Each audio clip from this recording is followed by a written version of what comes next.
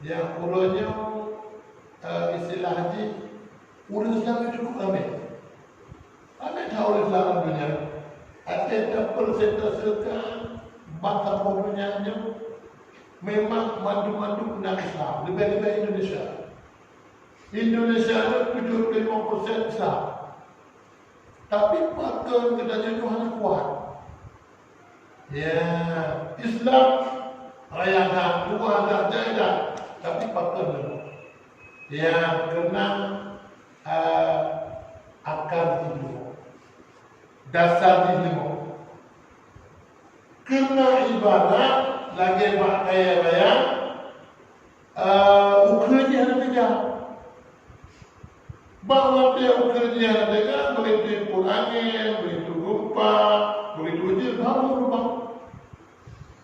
Ya, maka akal Islam, kuat Islam, tegak Islam adalah satu-satunya dengan kekuatan yang diberikan oleh Allah. Beda dengan kekuatan kafir. Kekuatan kafir menjadinya tiga kafir. Yang gara-gara ikut kuliah, gara-gara ikut peluru kendali, gara-gara ikut bom bermacam-macam, jadi ikut pesawat, ya pesawat tempur yang jumpa bayu. Orang bayu apa dia?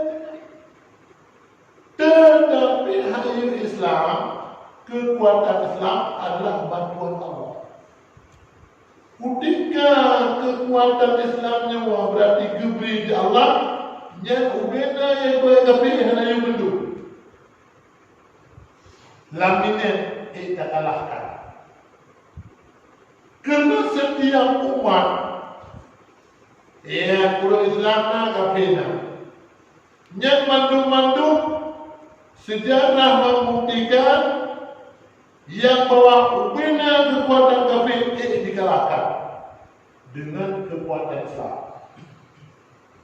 Kekuatan Islam, kekuatan Islam bantuan ilahi adalah dengan satu yaitu doa.